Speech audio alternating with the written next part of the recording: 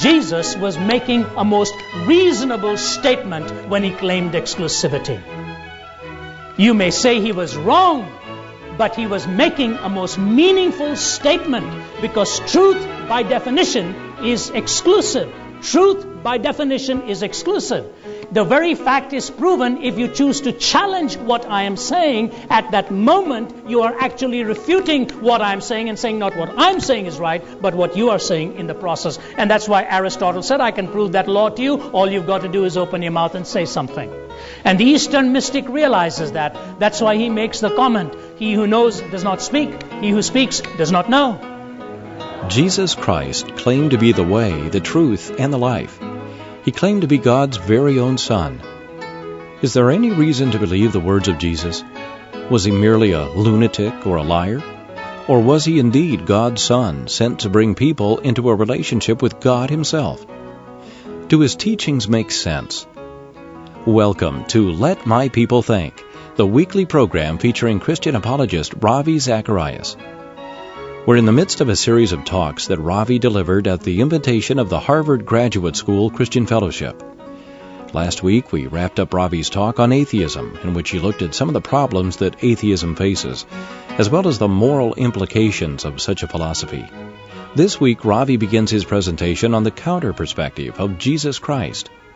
Now, here's Ravi with his message entitled, Who is Jesus, and Why Does It Matter? I was asked if I would take a couple minutes and just summarize for you the direction in which we headed last night. And last night was the negative point of the question, why atheism is really not a viable philosophical system on which to base your life. And I started off by the logical outworkings of Nietzschean philosophy. How the German philosopher Nietzsche at the end of the 19th century basically set the stage.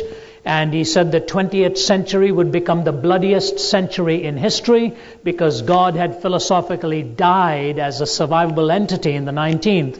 That what would happen in the 20th would be the outworkings and the ramifications of that. So we took him at his word and his belief there and worked out the three workings from that system. It is not possible to come up with a moral law on the basis of that is rationally defensible. Nietzsche agreed to that. It is not possible to come with any meaningful meaning apart from self-defined meaning. It is not possible to come up with any hope other than that which you choose to fuse into it. And my closing point was on the Pascalian wager that ultimately atheism locked itself in without even the possibility of recovery. Out of the questions that emerged, all of them such good ones, I wished we'd had time to interact more. Just one of them I think is worthy of repetition.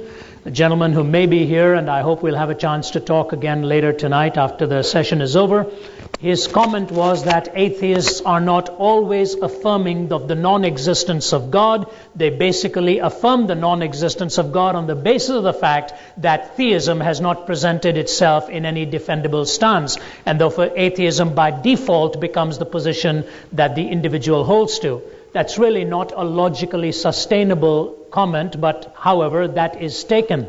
Now, he made the comment that atheists do not posit God's non-existence in the affirmative sense, which is not quite on target. And let me just tell you why it's important as we move on with the defense of Christ here and what his uniqueness was and why does it matter. The reason atheism backed away from its absolute negation of God's existence is because it is a logical fallacy to make a negation in the absolute sense. That's why they backed away from it. Bertrand Russell was an avowed atheist until he debated the Jesuit priest Copleston, at which point he changed from atheism to agnosticism, because the moment you affirm atheism in the absolute negative sense, you are in effect saying this, that there is no being with infinite knowledge in this world, and I know that to be infinitely so because by virtue of my own infinite knowledge, I posit the non-existence of an infinite being. It is a self-negating absolute.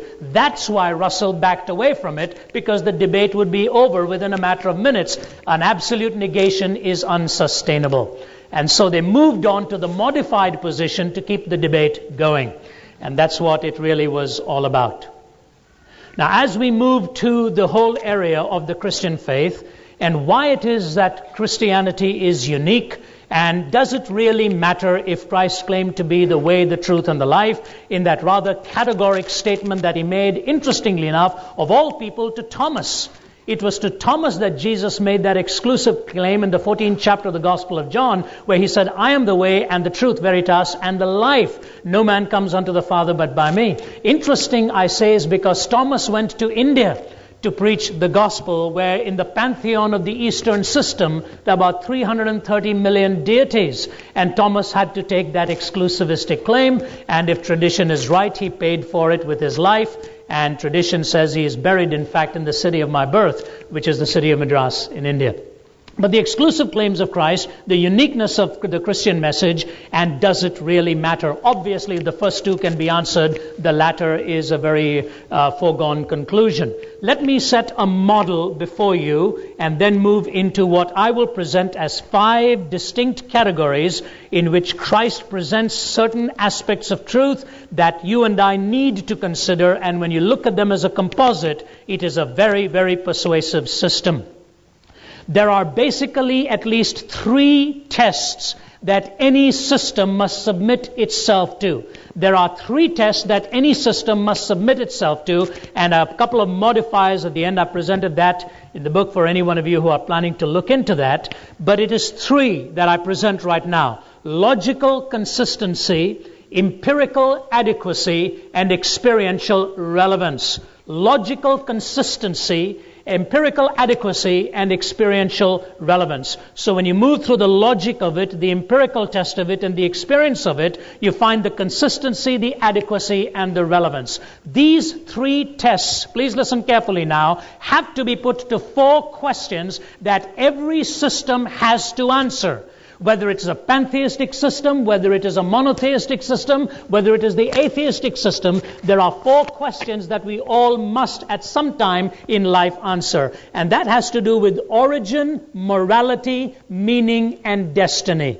Origin, morality, meaning, and destiny. Every system, whether it likes it or not, is forced to deal with it. So you've got the logical consistency, empirical adequacy, and experiential relevance put to origin, morality, meaning, and destiny. Now, what is imperative that you and I understand is, please listen again now, when you're looking at those 4 areas, each area must individually correspond to reality as we can know it and test it. So individual statements correspond to reality, or must correspond to reality, then the system must cohere together. And obviously, if there is coherence and then there is correspondence, you've got the basic tests of truth that are applied. So when you raise a question of any other position, it is important to understand that the same question applies to the questioner also. Let me begin with just a basic philosophical idea, and after that move on to the existentially relevant arguments. You'll have to put your thinking caps on here, and if you're not particularly given to logic or philosophical thinking, please bear with me as I give this argument, because on this hinges everything else in terms of logic, empiricism, and experience. I happen to be addressing an audience in California, and a professor, an American gentleman who was teaching Eastern philosophies, came to me at the end of one of my talks. I was speaking at a local gathering, and he asked me if I would change my subject of address for the next night, and wanted to know if I would speak on why I was not a pantheist, and specified a certain brand of pantheism that he had submitted to. I said, no, I will not do that. He said, why not? I said, first of all, it's not within the main ideas that the people here are expecting to hear on. Secondly, I said, at the risk of humor, when you throw mud at others, not only do you get your hands dirty, you also lose a lot of ground. So I said, I'll try not to do that. He said, no. He says, I want you to do that. He said, I'll bring my whole class on philosophy here, and after you're through, we'll take you to shreds on it, because I think I know some of the arguments you're going to present. Hardly a welcoming challenge. So I said to him, no, but I tell you what I will be glad to do, because as a part of the larger theme, I will be glad to address why I am a Christian. And on the basis of that, even though not explicitly stated, will be the implicit arguments of why the other positions are being negated in the process. He said, all right, if that's what you're willing to do, we'll do it. So he came the next night, all of his young philosophers sitting next to him eagerly and copiously taking notes, but making it as possibly as a nerve-ridden situation for you as they could have. And so I started to talk, and at the end of it, he came to me and said, you've done the greatest damage to some systems I've ever heard any man ever do, and the reason is you don't understand it. Well, I said, all right, and here, which was really interesting. The whole thing was so ironic, for here was an American gentleman telling me I didn't understand my philosophy, and I was trying to tell him why I was coming to the Christian faith. So as he began this verbal slugfest, I said, we're not going to solve anything at the front of an auditorium in these 15-second sound bites here. I said, but let's do something. If you take me out for a meal, and you promise to pay, and I'll pray, and we'll talk. He said, all right. So he came the next day with one other professor who after halfway through wished he hadn't come. But we were sitting and talking, and he tried to demonstrate for me that there are two kinds of logic. And actually there are more. But he said there are two kinds of logic, and he started to proceed with his explanation. I want you to know in about 1 hour, I'd finished my lunch. The other professor had finished his lunch. This gentleman hadn't even touched his, which was getting congealed before his eyes and ours. Every placemat within reach had been used up by him. And the waitress wondered what Martians had descended onto the scene here. And basically kept going this route. He said there are two kinds of logic. One is what is called the law of non-contradiction. That is the either-or logic. If you make a statement, that statement at the same time cannot, meaning the same thing at the same time, cannot elicit two opposite answers. The law of non-contradiction applies to logic. In other words, for a statement to be meaningful, it cannot be contradictory. He said that's the law of non-contradiction. It is either or. Very simple illustration. If I were walking with my wife and you said to her, Margie, I hear you're expecting a child. At the same time that I said yes, if she said no, what would you say? You might say, well, I got the wrong girl, or she hasn't told him, or maybe I misheard. Or, you will not say, thank you very much, that really helps me. The reason being the same question at the same time, in the same sense, same context, they cannot elicit two opposite answers. That is the either-or system, the law of non-contradiction. He said, Ravi, that is Western. I said, if you'll just cross out that last line, we can keep moving along. He said, no, I'm not going to cross out the last line. I said, sir, sooner or later you're going to have to, but if you don't want to do it now, we'll come back to it later. So then he moves on to the dialectical system, where it is both and, not either or, but it is both and. And certain systems of thought do use the dialectical system. Karl Marx did. You take the kind of the employer and the employee, bring them together to the classless society, or you've got the idea of the Hegelian dialectic there, where you take a thesis and an antithesis and put it together for the synthesis and so on. But the dialectical system, which is both and. So he says, that is Eastern. I said, please cross out that last line, and he didn't want to do it. So he said there's the either-or, the law of non-contradiction, and there's the both-and, which has not just an either-or situation, but you have both-and. So you look at one pantheist and you say, is God personal? And he says, yes. You look at another pantheist and you say, is God personal? And he says, no. You turn to a third one and say, which of these is right? He'll say, both of them, because it is a both-and system of logic. So he'd gone to great lengths to demonstrate this for me. There's an either-or system, which is Western. There's a both-and system, which is Eastern. And you cannot use the either-or when you're studying the Eastern philosophy and so on and so forth. After he'd finished, I said, sir, I just have one question for you, and that is this. So put that philosophy here in the middle. Let's mark it P. And what you're saying is this. When I'm studying this particular philosophy, I either use the both-and system or nothing else. Is that right? I either use the both-hand system or nothing else. Is that right? He had just started to eat. And he put his fork down, and you know what he said? It was worth my trip all the way to the West Coast. He put his fork down, and to the utter chagrin of his colleague, he says these unforgettable words. He says, the either-or does seem to emerge, doesn't it? I said, yes, sir. In fact, I got some absolutely shocking news for you. I said, even in India, we look both ways before we cross the street. It is either the bus or me, not both of us. So I said, what I'm trying to say to you is, it may be Eastern in its propensity and usage, and this may be Western in its predisposition and usage. But the fact of the matter is, you must use that which best reflects reality. I said, the very fact that you've spent all this while trying to argue me out of this system is demonstrating for me that you're using the either-or in which to prove the both hand. And he'd spent the whole afternoon. One of my colleagues who's also an Easterner, when I told him this, started to laugh. And he says, you know, as you were giving the argument, I started to think to myself, if the either or, if the both hand is all that you crack it up to be, why can't I use both the both hand and the either or while you're omitting the other? Same thing. He was just coming to it from a different vantage point. Now, if the law of non-contradiction applies to reality, and if the same sentence at the same time cannot elicit two opposite answers, you must submit to one conclusion. Jesus was making a most reasonable statement when he claimed exclusivity. You may say he was wrong, but he was making a most meaningful statement, because truth by definition is exclusive. Truth by definition is exclusive.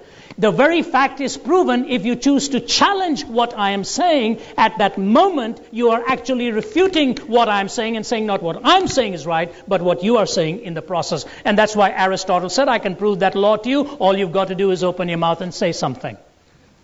And the Eastern mystic realizes that. That's why he makes the comment, he who knows does not speak, he who speaks does not know.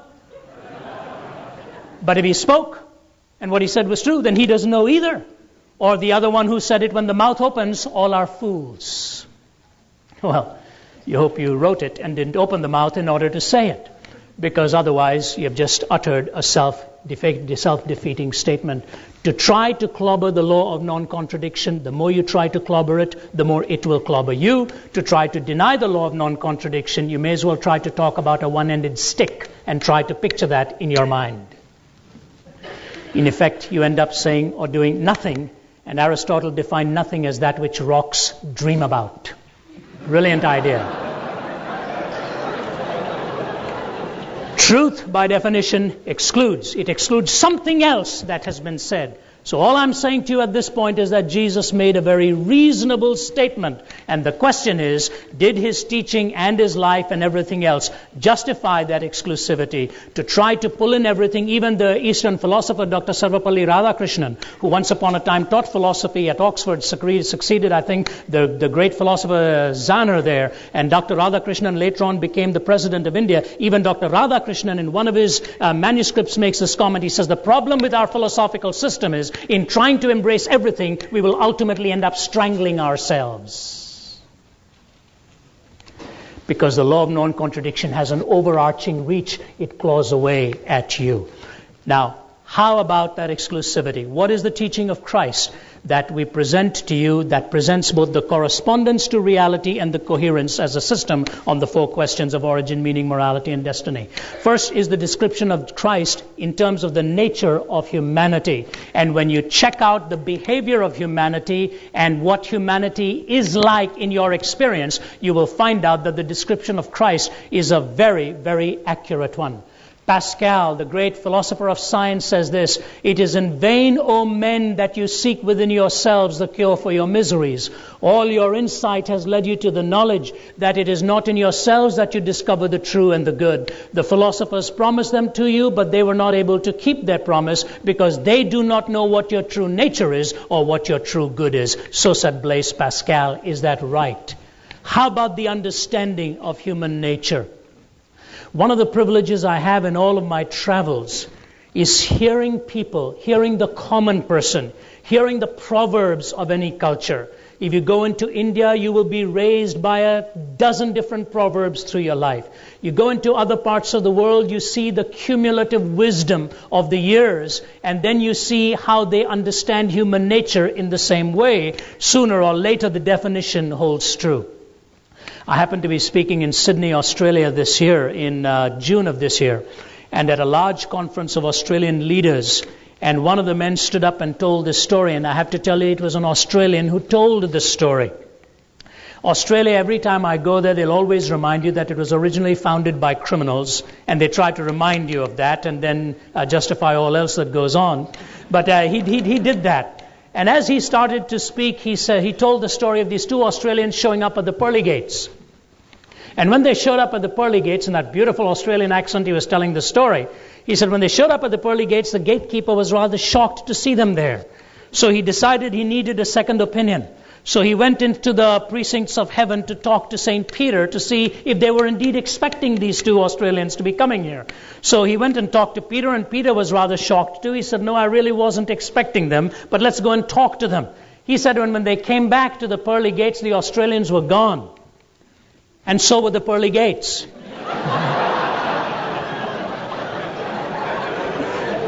Isn't it interesting how people can tell jokes about themselves that shows the duplicitous nature of the character of that culture, and they recognize it as something radically wrong? I love to tell this story, and when I was speaking at Amsterdam 86, where there were 10,000 leaders from around the world there, at that time the largest gathering of nations in history.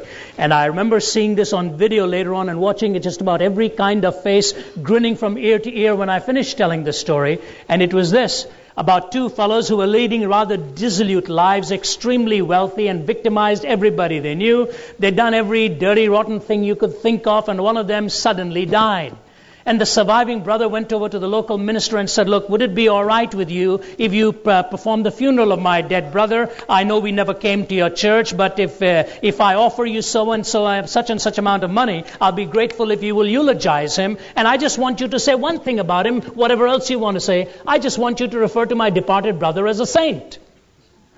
He said, whatever else you want to do in the rites and all of that, that's fine. But somewhere in the eulogy, refer to my brother as a saint. And the pastor figured the business deal was worth it, and he decided to go for it. And so he started the eulogy. And the crowd was packing the place out, listening to this, knowing the character of the fellow that lay in the box there. And so the pastor points to him and says, the man you're seeing lying in this coffin was a dirty, conniving, scheming, vulgar, law-breaking, every dirty, rotten, stinking thing you can think of, this man has done. But compared to his brother, he's a saint.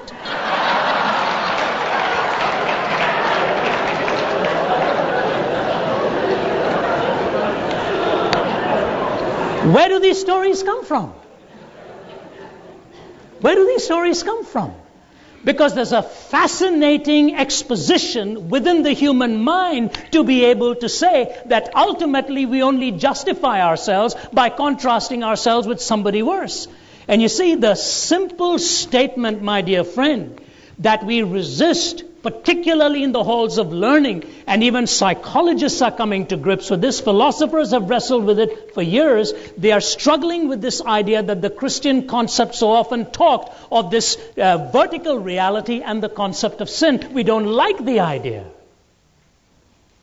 It sort of impinges upon everything that we like to think of in terms of human nature. But listen to Hobart Maurer, who got his doctorate degree from Johns Hopkins, for 4 years was instructor at Yale, and for 8 years taught right here at Harvard. In 1954, president of the American Psychological Association. In an article in the American Psychologist in 1960, he says this, and I'll define the term for you after I read the quote, but he says this: for several decades, we psychologists looked upon the whole matter of sin and moral accountability as a great incubus and acclaimed our liberation from it as epoch-making. But at length we have discovered that to be free in this sense, that is to have the excuse of being sick rather than sinful, is to court the danger of also becoming lost. This danger is, I believe, betokened by the widespread interest in existentialism which we are presently witnessing. In becoming amoral, ethically and neutral and free, we have cut the very roots of our being, lost our deepest sense of selfhood and identity, and with neurotics themselves, we find ourselves asking, who am I? What is my deepest destiny? What does living mean? Hobart Maurer, in a biographical sketch written by another psychologist in recent times, and very sensitively wrote this, because Maurer, as many of you know, lived a rather turbulent life, having suffered many breakdowns, 7 or 8 that he himself identified. And ultimately, when he lost his wife and felt his children had no need for him, Hobart Maurer ended up taking his own life. So I expect that whatever he said with the deepest sense of feeling. Now, Maurer went on to say, because there was such a proliferation of letters in response to this article, where he identified the problem as sin in the magazine The American Psychologist, he immediately backed off, and what he said was, I do not mean it with the Christian or the religious content, but I do want to say this: if we merely call it wrongdoing, we do not understand the gravity of what it is to violate some of these moral laws from which we are trying to break ourselves away. So somewhere he was trying to find a middle ground between mere wrongdoing and a transcendent struggle that many have felt and sensed, wondering if there was a moral law indeed that was in jeopardy here. Do the teachings of Jesus accurately reflect reality? In his talk today, Ravi explained that Jesus' description of human nature correctly expresses what we find in our experience, that humanity is endowed with great design and beauty, but that the human heart is also capable of awful things. Unlike our popular methods of diagnosing the problem, Jesus didn't see human evil as merely genetic or social, or as something that we could rise above in our own strength. Instead, he taught that man's relationship with God is broken, and that the first step in restoring that relationship is in acknowledging our sinful condition.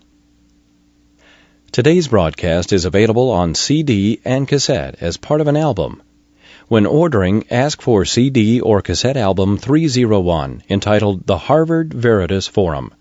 Again, that's CD or cassette album 301, entitled The Harvard Veritas Forum. If you'd like to place a credit card order, call us at 1-800-448-6766. That's 1-800-448-6766. The order line is available 24 hours a day. When you contact us, ask for a free catalog that features materials by Ravi and his team members. You can also request a free copy of Ravi's newsletter, Just Thinking. The newsletter contains articles by Ravi and members of his ministry team that can be a helpful tool for inspiring thought on the larger questions of life. If you prefer the Internet, go to rzim.org. There you'll find information about Ravi's ministry, essays and articles, and archived files of the Let My People Think broadcasts. The Online Resource Center is an interactive, user-friendly way to preview and order resources. Once again, that's rzim.org. If you'd like to write, address your envelope to RZIM, Post Office Box 921939, Norcross, Georgia 30010. That's RZIM, Post Office Box 921939, Norcross, Georgia 30010. If you live in Canada, address your letter to 2476 Argentia Road, Suite 203, Mississauga, Ontario, L5N 6M1. Again, the Canadian address is 2476 Argentia Road, Suite 203, Mississauga, Ontario, L5N 6M1. Please be sure to give us the call letters of the station when you contact us. Knowing which station you're listening to can help us better evaluate the effectiveness of the broadcast. This weekly program, Let My People Think, is a listener-supported radio ministry and a production of